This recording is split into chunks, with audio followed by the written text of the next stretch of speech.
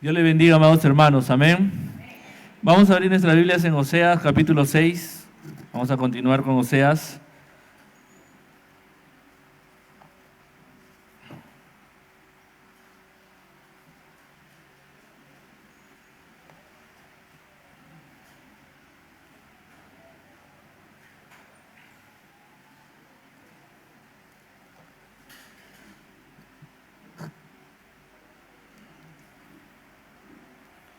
Vamos a leer desde el versículo 7 hasta el versículo 10.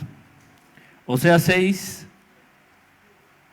capítulo 6, verso 7 al verso 10. Antes de dar lectura a la palabra, vamos a orar, amén, para que el Señor nos hable en esta mañana, que su palabra sea de bendición para nuestras vidas. Padre, te damos gracias, te alabamos, te adoramos, Señor, por permitirnos congregarnos como iglesia tuya, Señor, convocados por tu Espíritu Santo, Señor, traídos por ti mismo, Señor, para buscarte, para alabarte, para adorarte, para escucharte a ti, Señor, escuchar tu palabra, escuchar tu instrucción, tu consejo, tu reprensión para nuestras vidas, Señor. Te rogamos, Dios, que tú seas hablándonos, Señor, a través de esta prédica, Señor. Te rogamos y te suplicamos, Dios, que tomes el control de mi vida y que me uses como un instrumento tuyo, Señor.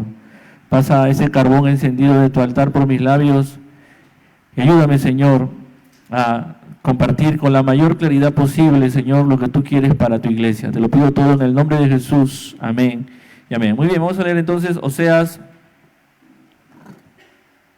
6 del 7 al 10. Dice: Mas ellos, cual Adán, traspasaron el pacto. Allí prevaricaron contra mí. Galaad, ciudad de hacedores de iniquidad, manchada de sangre, y como ladrones que esperan a algún hombre, así una compañía de sacerdotes mata en el camino hacia Siquén. Así cometieron abominación. En la casa de Israel he visto inmundicia. Allí fornicó Efraín y se contaminó Israel. Pueden tomar asiento, amados hermanos.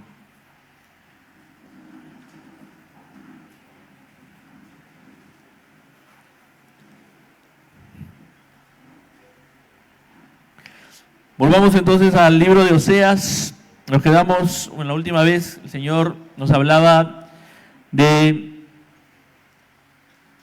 que es necesario ser misericordioso, ¿no? Que el Señor quiere eso. Dice, porque misericordia quiero, ¿no? Y no sacrificio, y conocimiento de Dios más que holocausto. Y no una misericordia pasajera, no una piedad pasajera, que se desvanezca como una nube de mañana, como el rocío de la madrugada, decía el mismo profeta, sino algo que permanezca, algo que seamos nosotros misericordiosos. Y ese es el llamado de Jesús, a entender ese verso, ¿no? Y el Señor le dice a los fariseos, si ustedes entendieran este verso, no estarían condenando lo que yo estoy haciendo, de sanar personas en sábado, de ayudar personas que están en una necesidad profunda. Y vimos que uno solo puede llegar a ser misericordioso cuando entiende que la misericordia de Dios es la que lo ha alcanzado y que es por la misericordia de Dios que está donde está, ¿no? Que uno no puede llegar realmente a ser misericordioso si no entiende toda la misericordia que Dios tiene con uno mismo y ha tenido con uno mismo.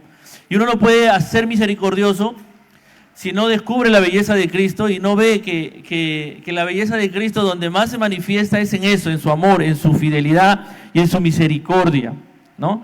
Ahora, la palabra de Dios es dura, ¿no? Y el profeta, si retrocedemos un poco antes, en el versículo 6:5, va a decir algo que no desarrollé mucho, pero que es importante recordar. Dice, por esta causa los corté por medio de los profetas, con las palabras de mi boca los maté, y tus juicios serán como luz que sale, ¿no? Entonces, la palabra del Señor es dura, está diciendo el profeta, ¿no? Y la palabra del Señor corta, ¿no?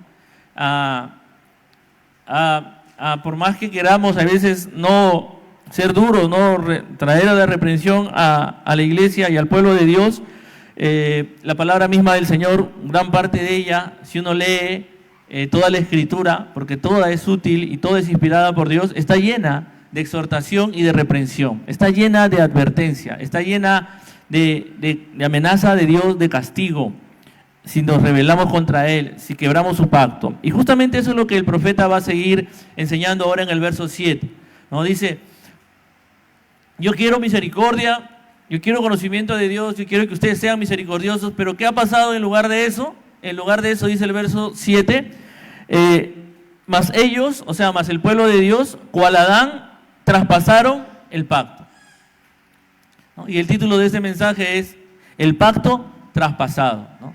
Ellos traspasaron el pacto, ¿no? Ellos rompieron el pacto, ellos se han incumplido lo que yo con ellos, digamos, establecí en el monte Sinaí, con el pueblo de Dios, ¿no? Que también era un pacto de gracia, porque Dios los había rescatado por gracia de Egipto, los había llevado al desierto, y ahí Él establece un pacto con ellos de ser su Dios por pura gracia, por puro amor de Él, pero les pide y les demanda en el monte Sinaí que vivan en santidad y que vivan de acuerdo a lo que son ahora, un pueblo de Dios, ¿no? Y les pone sus mandamientos, ¿no? Le dice, no tengas dioses ajenos delante de mí, no te hagas imágenes, no tomes mi nombre en vano, no transgredas el sábado, no dejes de descansar y de buscarme al menos un día cada 7 días a la semana. Le dice que no deshonres a tus autoridades, a tus padres, a tu madre, no mates, no adulteres, no robes, no des falso testimonio, no codicies. Una serie de nos, si ustedes se dan cuenta, ¿no? Los mandamientos comienzan no. Porque el no es como un límite, ¿no? El no es como un límite, ¿no? Y aunque el diablo, a través de la psicología, quiere hacer creer que decirle no, por ejemplo, a un niño es malo, la palabra de Dios y la ley de Dios está llena de no, está llena de límites, está llena de protección para nosotros.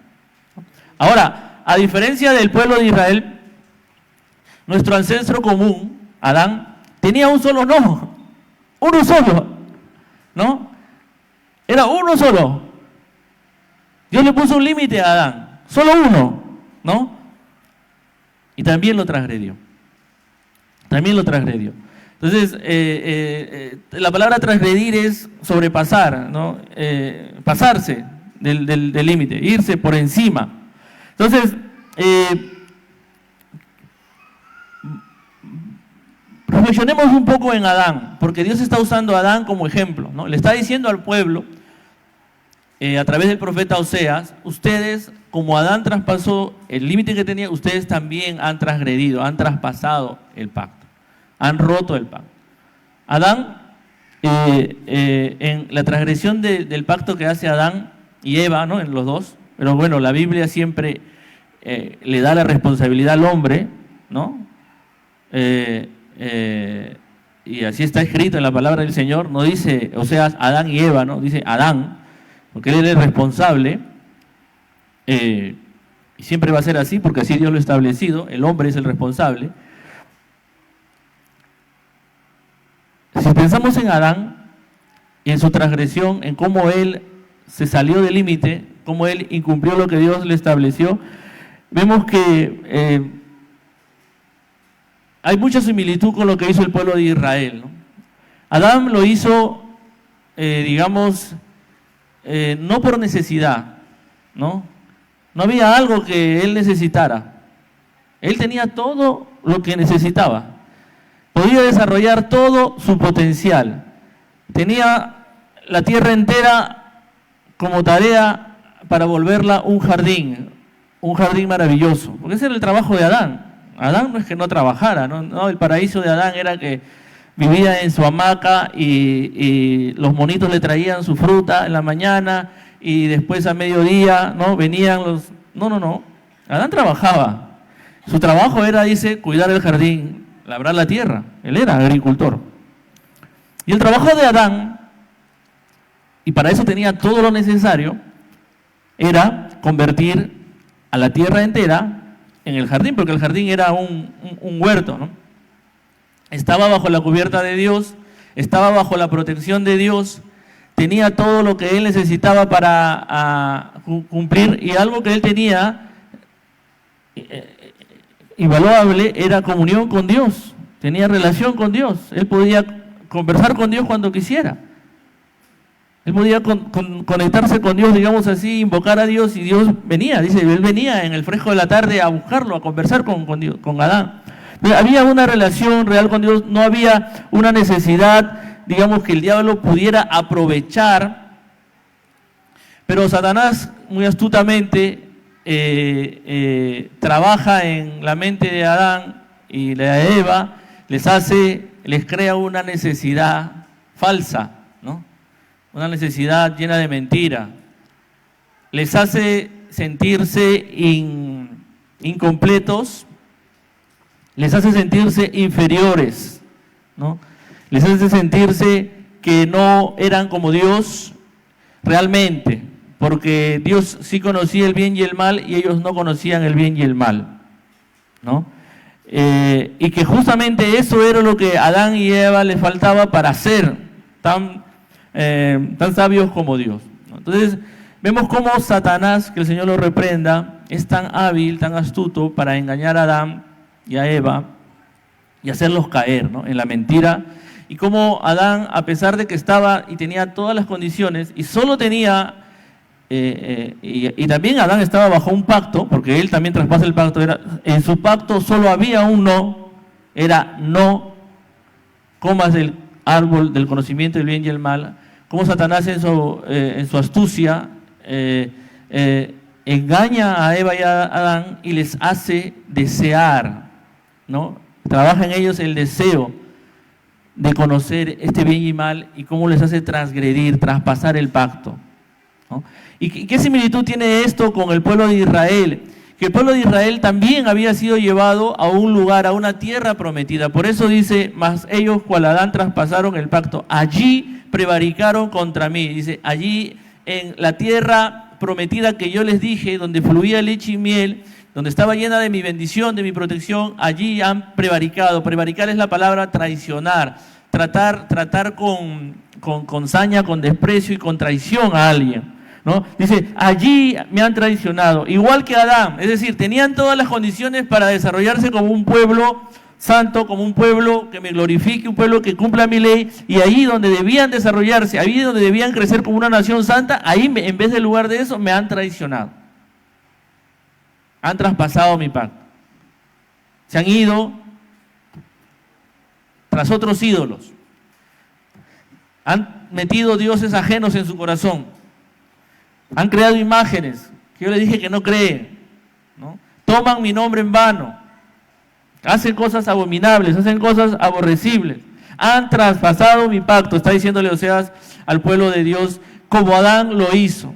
O sea, no tenían por qué hacerlo, no tenían necesidad de hacerlo, me tenían a mí, tenían mi ley, tenían mi bendición, tenían mi protección, pero no, han querido hacer las cosas a su manera. Los pueblos del norte habían hecho sus dos becerros, los habían puesto en Dan y Betel, y ahí tenían sus sitios de adoración. Entonces habían transgredido el pacto, y lo terrible es que habían dejado entrar la idolatría a su corazón, ¿no? Habían tratado a Dios de una manera traicionera, ¿no? Igual que Adán. Adán en el fondo traiciona a Dios, por eso se esconde, porque él sabe que había traicionado a Dios, había roto el pacto, había traicionado a Dios, ¿no? Y esa traición es por voluntad propia, ¿no? Por su orgullo, por su obstinación, por dejarse engañar por el enemigo. Entonces, igual, la traición del pueblo de Israel entonces es comparada con la de Adán, ¿no? Y va a tener las mismas consecuencias que Adán. ¿Qué le pasó a Adán por traicionar a Dios, por infringir el pacto? Fue expulsado. Fue expulsado de ese jardín, del paraíso. Lo perdió, ¿no? Ahora, Dios en su gracia y en su misericordia le promete salvación a través de Jesucristo y a través de la descendencia de la mujer. Le dice, va a venir el Salvador, pero perdió la posición que tenía. Y el pueblo de Israel también, Dios le está diciendo, así como Adán perdió su posición privilegiada en el paraíso, tú vas a perder tu posición como pueblo mío. Tú vas a perder esta tierra que yo te di, Porque has transgredido el pacto, has traspasado los límites. Has ido en contra de lo que te he dicho que hagas, ¿no? Y vas a ser expulsado, vas a ser expulsado, sacado de esta tierra, ¿no? Entonces, no es un atenuante, ¿no? No es un atenuante lo que está haciendo Oseas cuando le dice como Adán, como los hombres, otros dicen no, es algo serio lo que les está diciendo, les está advirtiendo, les está diciendo, así como Adán, así han sido, me han traicionado, prepárense para las consecuencias de lo que les va a venir por haber actuado con traición ante mí. Ahora, el profeta no se queda ahí, el profeta va a dar algunos detalles, o sea, va a especificar, va a decirles, hay muchas, a lo largo de todos los profetas hay muchos detalles de cómo el pueblo traiciona a Dios, pero aquí el profeta era un poeta también y va a ser como un resumen, y miren lo que va a decir en el versículo 8, va a poner una ciudad de ejemplo, que es Galaad, ciudad de hacedores de iniquidad manchada de sangre. Dice el versículo 6-8. Entonces vamos a hablar de Galaad y después también de Siquén de pasada, porque son dos ciudades que tienen algo en común, porque Siquén también, digamos, es nombrada en el verso 9. Galaad era una ciudad de refugio. Dios estableció en su ley ciudades de refugio. Eran ciudades que eran lugares en las que una persona que por accidente, por un evento fortuito, se veía involucrado en la muerte de otra persona, ¿no? Dice, si tú estás, por ejemplo, talando un árbol, decía Moisés, ¿no? Y talando con tanta fuerza que el mango del hacha cede al cabezal y sale disparada en la cabeza del hacha y mata a otro, ¿no?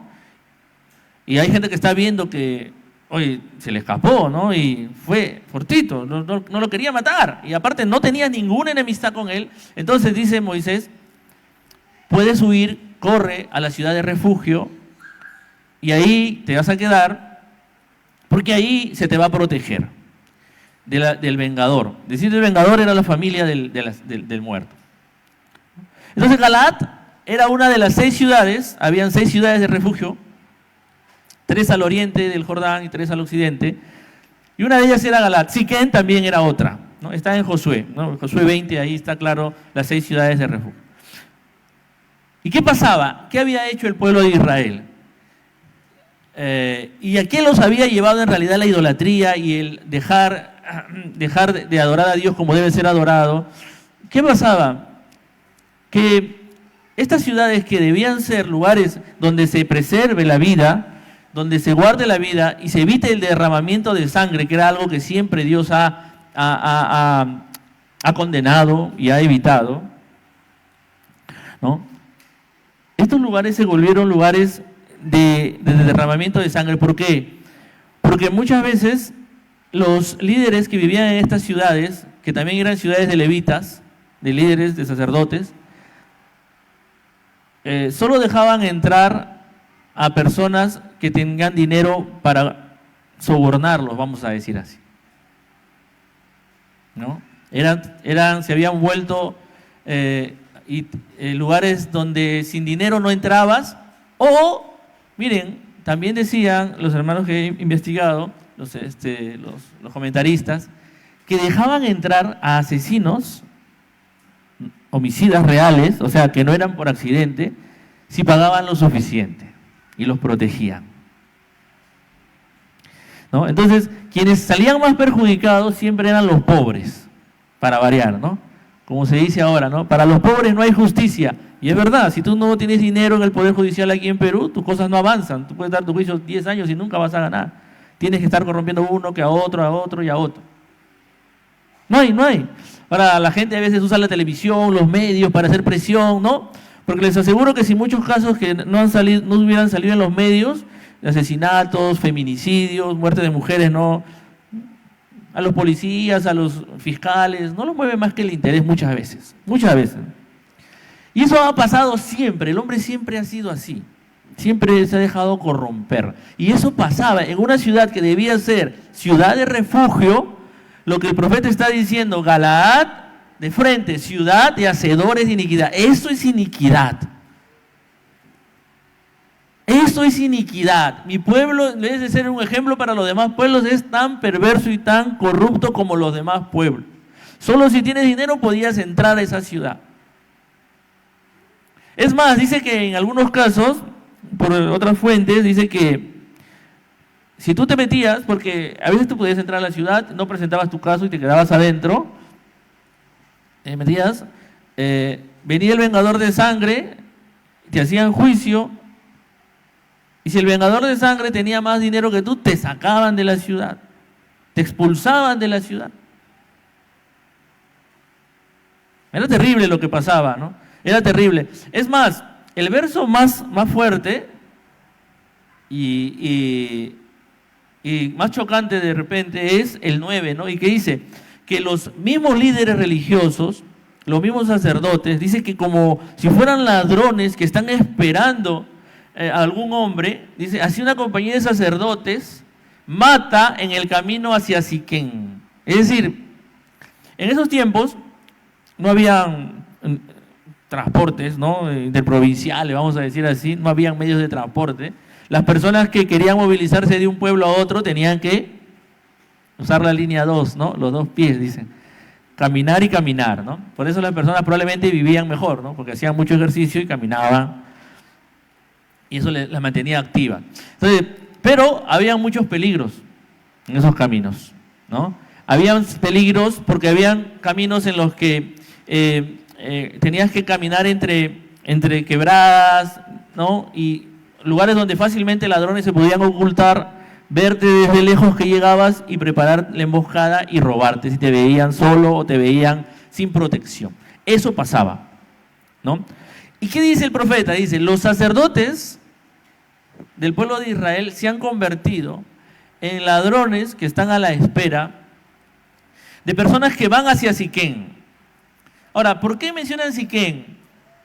Siquén era un lugar muy especial para el pueblo de Israel, porque en Siquén es donde Josué ratifica el pacto. Si vamos a Josué 24,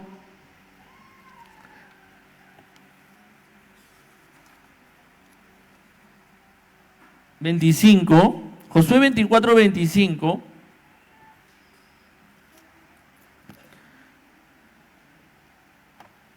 el famoso discurso de Josué donde dice, ¿no?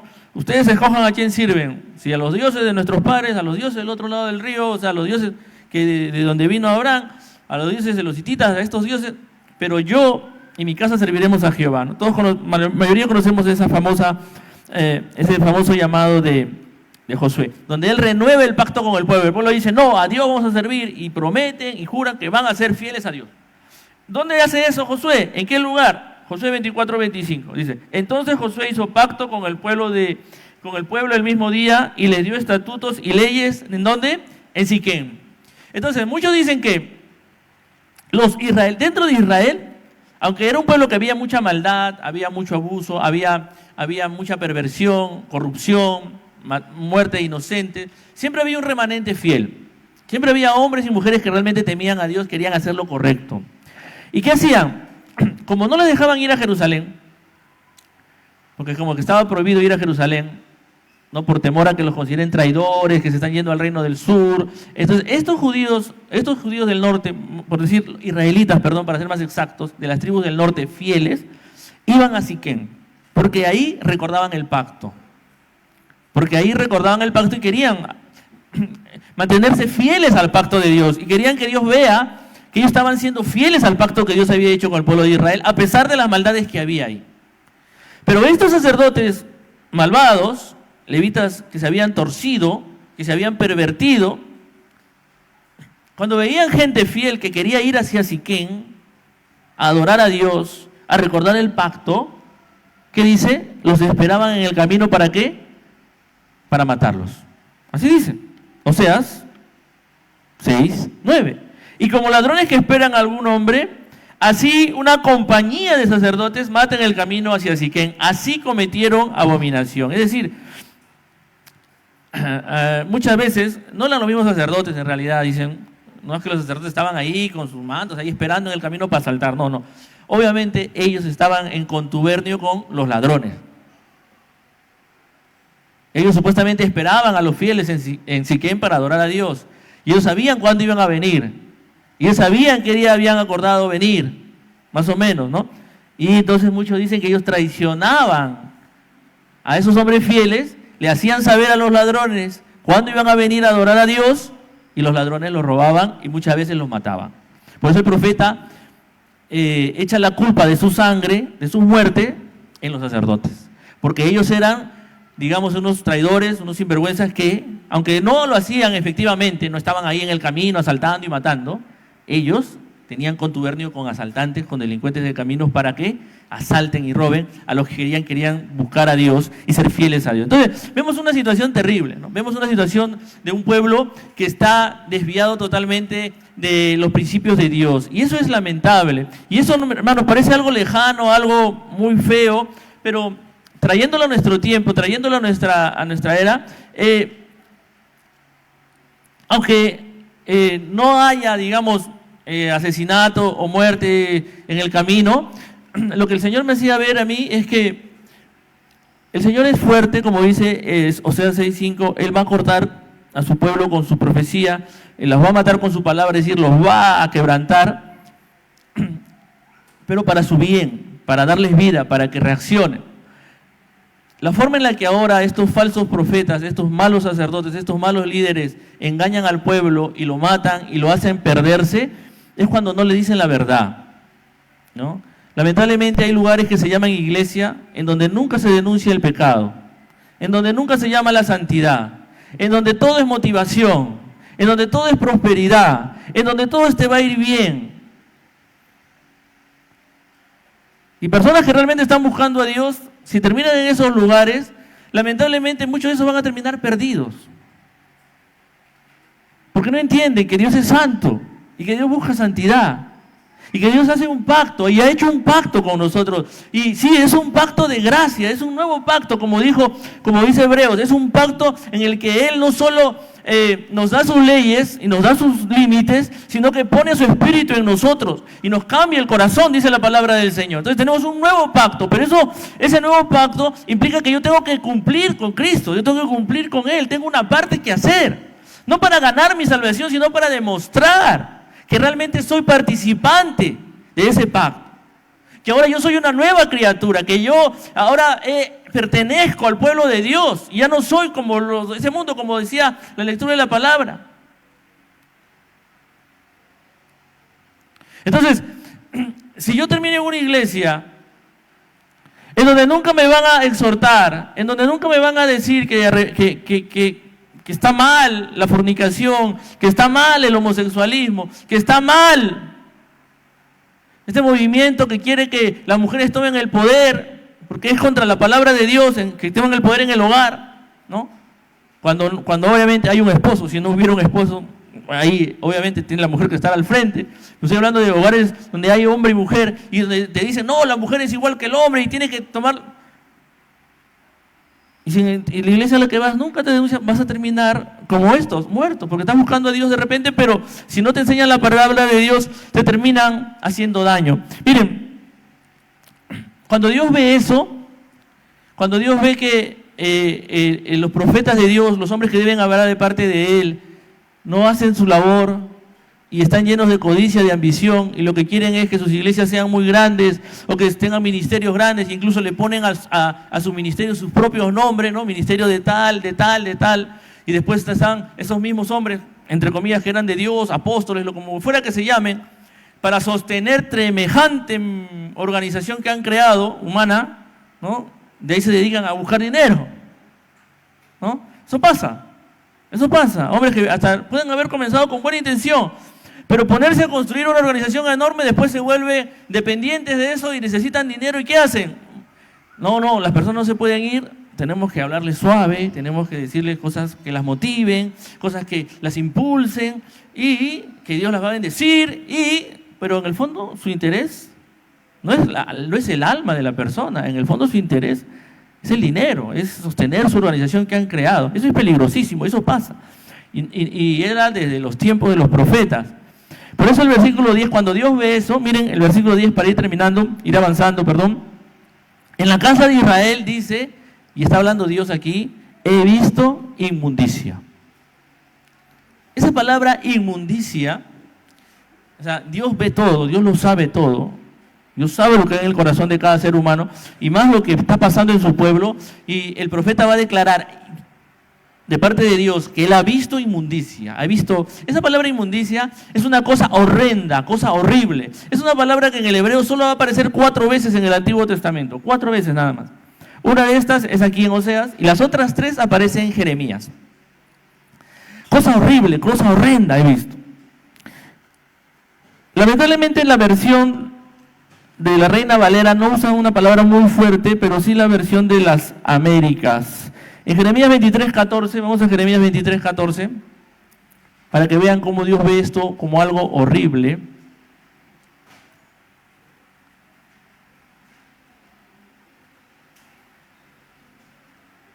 Jeremías 23:14, en la versión de las Américas lo dice mejor, dice así: también entre los profetas de Jerusalén, miren a los profetas, he visto algo horrible. Dice la versión de las Américas, que es una mejor traducción ahí. Es la misma palabra, es abominación. ¿Qué pasaba? Cometían adulterio y andaban en mentiras. Fortalecían las manos de los malhechores sin convertirse ninguno de su maldad. Se me han vuelto todos ellos como ¿qué? Como Sodoma y sus habitantes como Gomorra. Lo mismo. El profeta Jeremías da el mismo diagnóstico de parte de Dios, diciéndole, aquí hay algo horrible. ¿Qué es eso horrible que hay? Que los profetas, en vez de hacer que el malhechor deje su camino, lo incentivan a seguir haciendo lo malo. Que come, y ellos mismos son unos adúlteros, dicen, ¿no? Y andan en mentiras. Andan en mentiras. Si retrocedemos, ahora sí usando la Reina Valera, al mismo Jeremías 5, donde se vuelve a usar esta palabra, vamos a leer un poco largo, pero es importante. Jeremías 5, del 23 al 31, dice, Jeremías 5, del 23 al 31, no obstante, este pueblo tiene corazón falso y rebelde, se apartaron y se fueron, y no dijeron en su corazón, temamos ahora a Jehová Dios nuestro, que da lluvia temprana y tardía en su tiempo, y nos guarda los tiempos establecidos de la siega. Vuestras iniquidades han estorbado estas cosas, y vuestros pecados apartaron de vosotros el bien, porque fueron hallados en mi pueblo impíos. Acechaban como quien pone lazos, pusieron trampa para cazar hombres, como jaula llena de pájaros, así están sus casas llenas de engaño. Así se hicieron grandes y ricos, se engordaron y se pusieron lustrosos, y sobrepasaron los hechos del malo. No jugaron la causa del huérfano, con todo se hicieron prósperos, y la causa de los pobres no juzgaron. No castigaré esto, dice Jehová, y de tal gente no se vengará mi alma, pregunta. Y ahí viene la palabra, cosa espantosa y fea. Esa espantosa y fea es la misma palabra que había visto el Señor, ¿no? En Oseas 6:10, ¿no? Que en Israel ha visto eso. Cosa espantosa y fea es hecha en la tierra. Los profetas profetizan mentira, y los sacerdotes dirigían por manos de ellos, y mi pueblo así lo quiso. O sea, el pueblo estaba de acuerdo, le gustaba eso. ¿Qué pues haréis cuando llegue el fin? Lo mismo.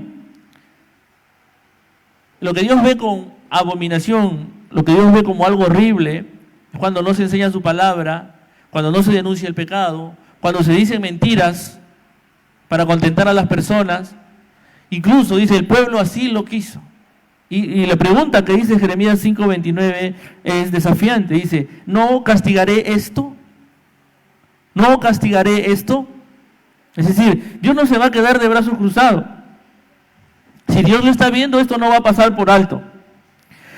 Si alguien está traspasando el pacto de Dios, si alguien está incumpliendo la ley de Dios, si alguien está incumpliendo lo que el Señor Jesús ha mandado, porque el Señor Jesús cuando da la gran comisión, ¿qué dice? Que vayamos y le hagamos a la gente decir la oración del pecador para que se arrepiente y sean salvos y se sume al número de estadísticas de convertidos. ¿Para eso es? ¿Qué dijo? Vayan y enséñenles a qué, a guardar, a obedecer todo lo que yo les he mandado. Nosotros no vamos a evangelizar o a hacer misiones para llenar las iglesias de personas que han hecho una oración y que se creen cristianas. Nosotros venimos a hablar la palabra del Señor, lo que Dios nos ha llamado a predicar, para que las personas se sometan a Jesucristo como su Señor y obedezcan lo que el Señor les manda. Y vivan en obediencia a Él. Y vivan en un pacto con Él. Si tú no eres consciente de que estás en un pacto con Cristo, entonces preocúpate. Para eso hacemos la Santa Cena. ¿Para qué? Para recordar la sangre de qué? Del pacto. Y para ver si estamos cumpliendo o no estamos cumpliendo con ese pacto. Era el pueblo de Dios el que estaba infringiendo el pacto. ¿Y qué hace diferente de nosotros a este pueblo? Si nosotros también somos el pueblo de Dios. Muchos se engañan, creen que el evangelio es gracia barata. Es decir, ya Dios te salvó, no te preocupes. Vive como te da la gana y Dios siempre te va a perdonar. No sé de dónde han sacado eso. Lo que yo sí encuentro en la palabra es de Dios, que sin santidad nadie verá al Señor. Eso es lo que encuentro. Lo que dice Dios. Sed santos, como decía la lectura de hoy. ¿Por qué? Porque yo soy santo. Ese es el pacto que Dios nos demanda. Por eso el Señor dice, no castigaré esto. O sea, si quebranta mi pacto, ¿lo voy a dejar así? No. De ninguna manera, hermanos. Como decía el apóstol Pablo, Dios no puede ser burlado. Lo que tú siembras, cosechas. Si tú vives una vida de transgresión, una vida sin límites, una vida que no tiene freno, que vive en el pecado, déjame decirte que Dios no puede ser burlado.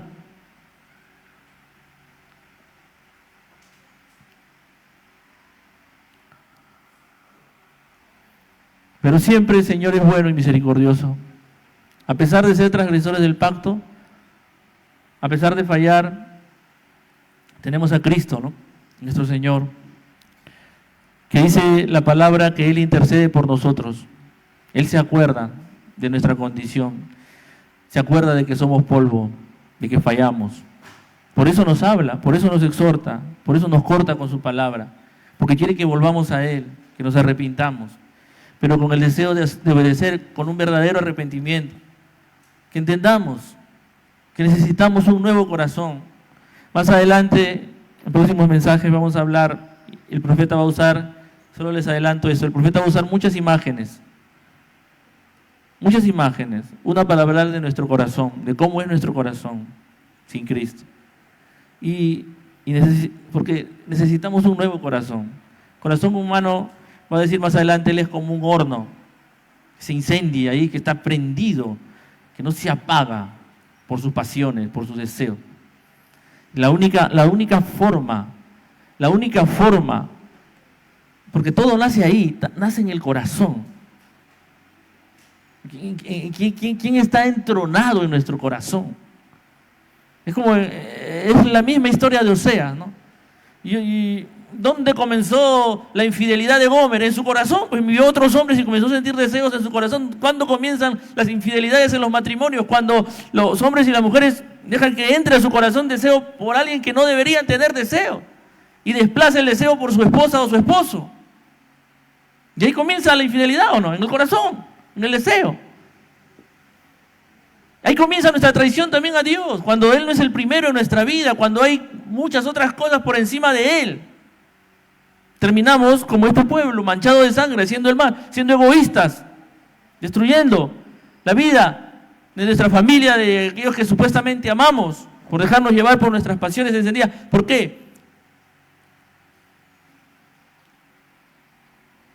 Porque todos necesitamos, hermanos míos, un nuevo corazón. Por eso el pacto que Dios promete y en el que estamos, los que hemos creído en Cristo, es un pacto que nos da un nuevo corazón.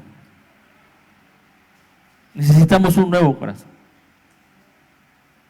Ese corazón que viene de Dios, que pedía David cuando se arrepentía de sus pecados, ¿sí o no? ¿Qué pedía David? Crea en mí, oh Dios, un nuevo corazón. David entendió cuando llegó a ese grado de maldad que él necesitaba un nuevo corazón, que el problema estaba ahí, que ahí comienza la idolatría, que ahí comienza el adulterio espiritual, que ahí comienza la traición a Dios. Que esta Santa Cena nos haga reflexionar a todos los que somos creyentes, si estamos cumpliendo nuestro pacto con Cristo o no, si estamos siendo fieles o no al Señor, Para eso son las Santas Cenas, hermano. Para recordar al Señor. Su obra, su gracia, su amor. Y si tu corazón se ha desviado, si tu corazón está dejando gobernar por las pasiones pecaminosas, aquí está Cristo, dispuesto a perdonarte, a limpiarte, a darte un nuevo corazón. Si aún no conoces a Cristo, si aún crees que puedes, que tú eres una buena persona y que tú puedes hacer las cosas bien, que tú puedes... Déjame decirte que no desperdicies tu tiempo, no desperdicies tu vida, no vas a poder. Solo Cristo, solo en su nuevo pacto puedes tener vida. Solo Él te puede transformar desde adentro, dándote un nuevo corazón. Ese odio, ese rencor, ese deseo del mal en tu corazón, esa falta de perdón, solo Él la puede quitar. O esa lascivia que está en tu corazón, o ese deseo impropio que está dominando y destruyendo tu vida, solo Él lo puede cambiar y quitar. En el nuevo pacto que Él te ofrece. Y un pacto que Él se va a encargar con la ayuda de su Espíritu Santo de que su ley esté en tu mente y en tu corazón para que tú vivas bajo su protección, bajo su bendición. Es una palabra fuerte y dura, pero es una palabra importante para las vidas de los hijos de Dios. Evaluar y recordar siempre que estamos en un pacto y que nunca debemos traspasar ese pacto. Que los no de Dios son para nuestra bendición, son para nuestra protección. Bajo su cubierta, bajo su protección, podemos desarrollarnos, podemos hacer cosas que ni nos imaginamos. Pero si nos creemos más sabios que Dios, si le creemos al enemigo de las almas y transgredimos su pacto, vamos a terminar cosechando lo que cosechó Adán, maldición y muerte. O vamos a terminar con el pueblo de Israel, expulsado de la tierra en el cautiverio. Dios tiene misericordia, sí. Dios rescata a su pueblo, sí. Pero no provoquemos más a Dios. No provoquemos más a Dios. Termino solo con algo que está pasando ahora y que es una noticia en Estados Unidos y que justo hoy día conversaba en la clase con los adolescentes. Hay un incendio en una zona de ricos allá, ¿no? Casas de millonarios se están quemando y no pueden apagar, los bomberos no pueden. Estados Unidos, la nación más poderosa del mundo, tiene las armas más poderosas del mundo, la ciencia, la tecnología, ahora su inteligencia artificial, son el país poderoso y como dice su nuevo presidente que se cree el emperador del mundo, ¿no? Su nuevo presidente son los grandes, no pueden con un incendio.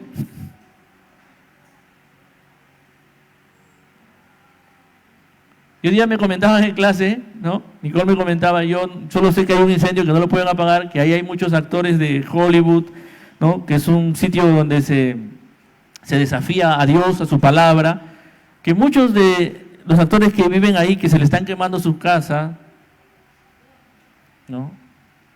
Hablaron de forma desafiante días antes, ¿no? En una premiación. Jeremías lo dice, no castigaré la rebeldía contra mí. Dios hace esos castigos, manda esa reprensión a esa gente para que veamos que estamos ante un Dios santo. Y que este Dios santo ha hecho un pacto de gracia con nosotros, pero que para que vivamos en santidad. Que Dios nos ayude a recordar eso, hermanos, de nuestro día a día. Que nos dé temor y temblor. Una marca que yo sé que estoy andando, que yo puedo ayudarme a ver que estoy andando bien con Dios, es lo que dice el versículo 6 del mensaje pasado. Si soy misericordioso. Porque si yo muestro misericordia es porque he entendido que es por la misericordia de Dios que estoy donde estoy y que estoy llamado a mostrar esa misericordia. Y eso es lo que, por eso Jesús decía, lo que yo quiero ver es misericordia, misericordia. Amor, amor al prójimo. Amor, amor, compasión. Cuando no hay misericordia, hay legalismo. Nos volvemos fariseos. Cuando hay misericordia, entendemos que todo lo que tenemos es por gracia y que lo hacemos y todo lo que hacemos es para la gloria de Dios. Amén.